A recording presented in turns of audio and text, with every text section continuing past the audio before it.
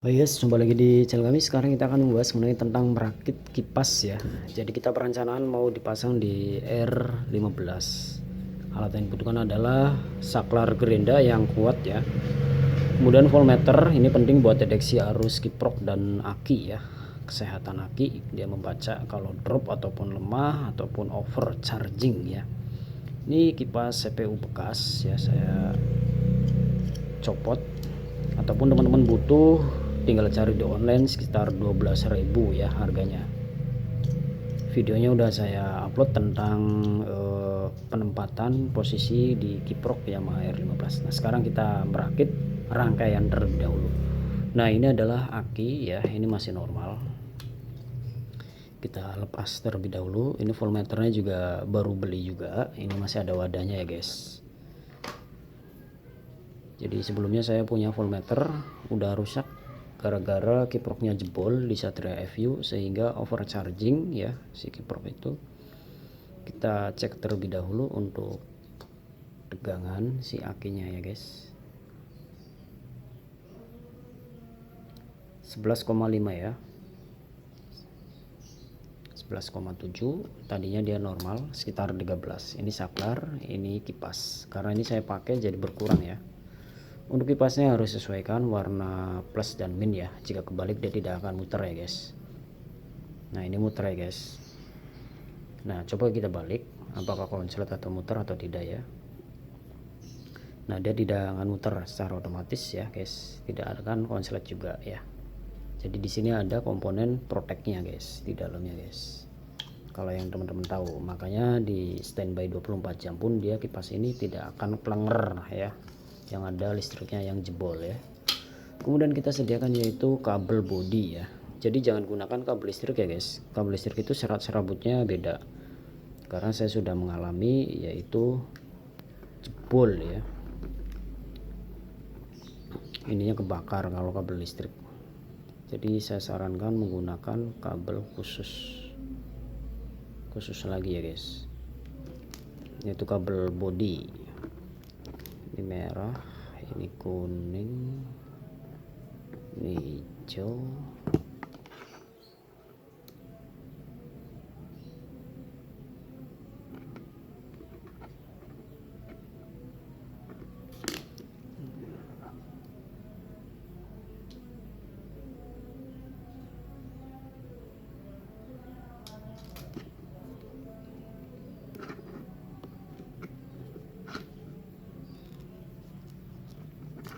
nah ini kita copot ya skunnya.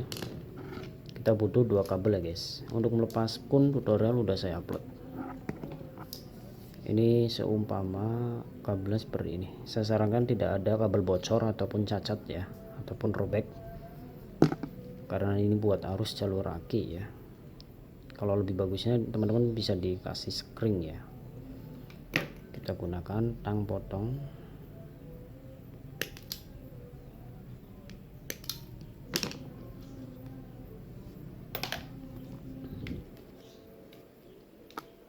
Kita cari serabutnya dulu ya guys. Jadi ini penting banget buat teman-teman ya, merancang atau merakit pendingin ya. Tuh kalau untuk kabel bodinya dia tebel ya guys, kawatnya itu tebel, beda dengan kabel listrik. Kabel listrik itu dia pakainya serabut guys, kalau ini hampir kayak kawat ya. Makanya kalau pakai ini dia nggak akan jebol, nggak akan lumer ya. Jadi saya sarankan kalau kiprok pengen awet, pasang kipas CPU ya. Nanti nyambungnya di jalur aki, dibuat saklar sehingga dia tidak akan boros memakan arus aki ya guys. Jadi dipakai menggunakan on off, sehingga ketika kita perjalanan sekitar 2 jam, baru jalan 1 jam atau setengah jam lah kita hidupkan ya, setengah jam kita mulai hidupkan kipas, tinggal diceplek ya.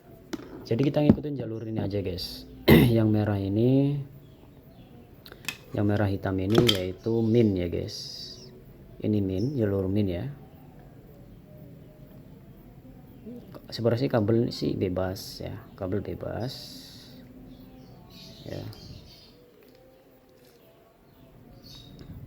Nah ini main, teman-teman nanti dipasang di area sini ya, pasang di area aki sebelah kiri main ya. Kita pasang ini rangkaiannya ya guys, ini yang jalur plusnya ini.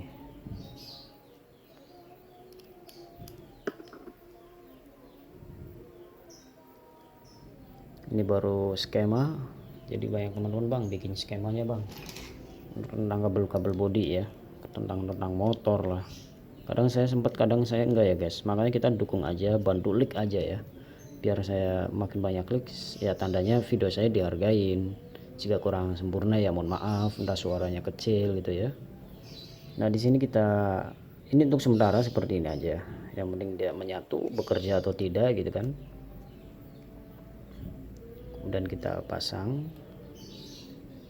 ya, yang penting dia menyatu dulu. Jadi untuk teman-teman rangkaiannya nanti bisa disempurnakan lagi menggunakan apa namanya, solder ya, timah di solder lagi supaya lebih kuat ya melekatnya ya. Nah seperti ini kita baut. Ini untuk jalur saklar kita nyambung ke area plus ya.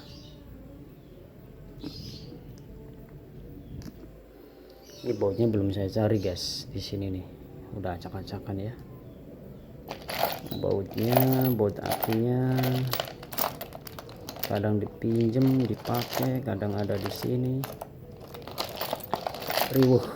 riwuh ya guys. Oke, untuk yang ini adalah plus, jadi kita panjangkan lagi aja untuk kabelnya ya guys.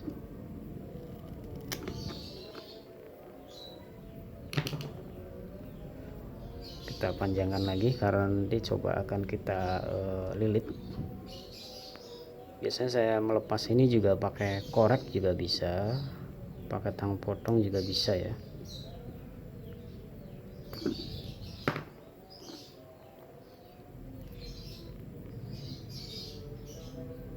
Kawatnya kayak gini kalau kabel body ya. Nah ini kan plus, teman-teman masukkan ke sini, kemudian kita lilit ya, kita ikat.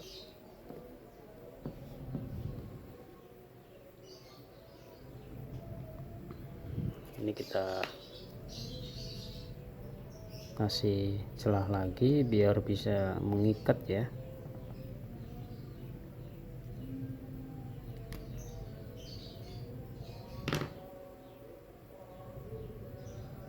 Kawatnya kepotong deh ya. Ini hanya sebatas skema dulu aja ya guys, nggak masalah.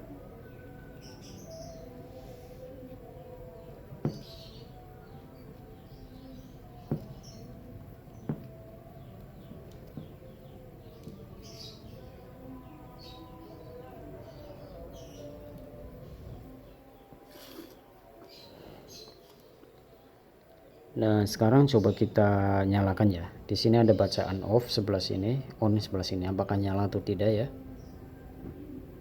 Nah nyala ya.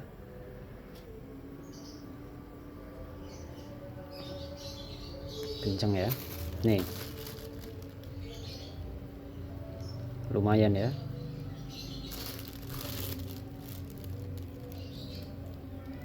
Kenceng. Jadi kita menyalakannya menggunakan ini saklar. Ini menggunakan saklar gerenda agar tidak melepuh ataupun anti panas ya.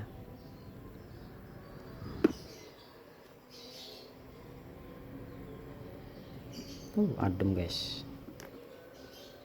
plastik aja dia gerak tuh. Nah kemudian bagaimana kita merakit voltmeter ini ya. Jadi voltmeter ini teman-teman boleh disambung di area jalur plus ya, jadi min plus ya. Nah di sini teman-teman dicopot dulu untuk jalur plusnya ya guys. Kadang ada yang dia itu khusus ya teman-teman, jadi teman-teman boleh memasang di area kontak. jalur kontak untuk voltmeter, jadi dia langsung on ya. Ataupun membuat saklar tambahan langsung ke aki juga boleh. Jadi rumusnya kayak begini ya. Coba kita di paralel ke arah apa namanya, langsung ke CPU. Jadi ini agak lumayan lama untuk pembahasannya ya, karena ini praktek teorinya ini memang ya makan waktu dan kejelasan dan barang-barangnya ya yang dibutuhkan ya. Kita bakar aja untuk ininya. Nah sekarang kita coba pasang ke jalur plus pada area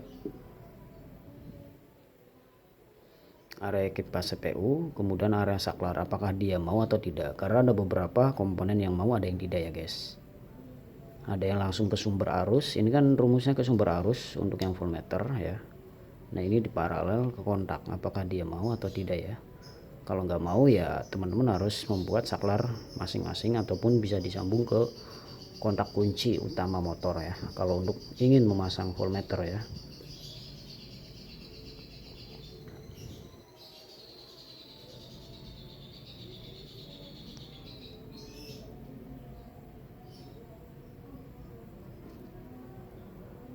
Kita tempelkan dulu di sini. Kita saklar, dia nggak mau guys.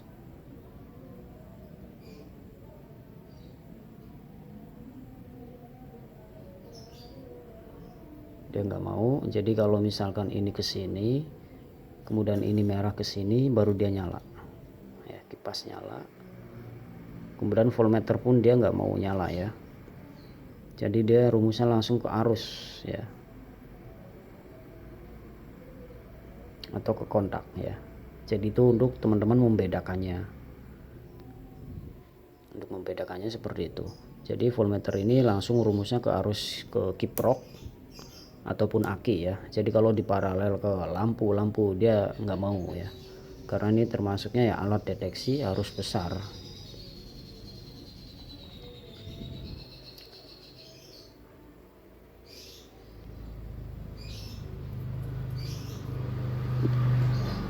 Nah sekarang coba kita rubah posisi kabelnya ya guys.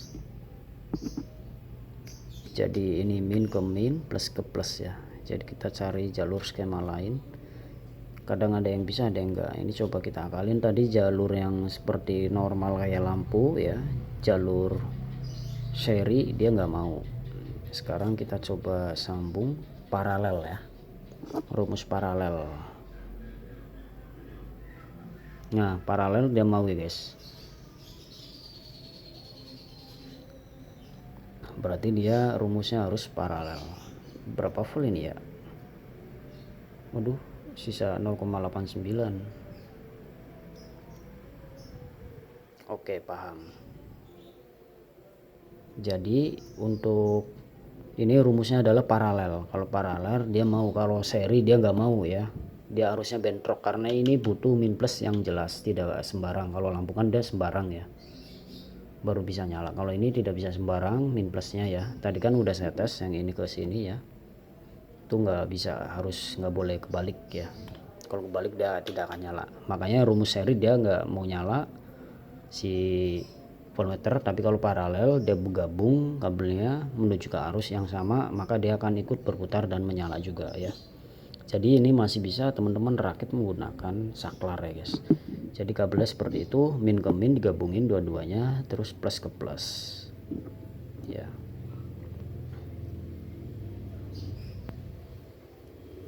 Nah seperti ini. Nah kita matikan ya. Jadi ini teori prakteknya dapet, tapi di rumus paralel ya, bukan seri. Tadi yang awal saya buatkan adalah jalur seri ya, jadi aman. Oke, semoga bermanfaat. Jangan lupa di subscribe, ikuti channelnya. Next video selanjutnya. Sekian, terima kasih.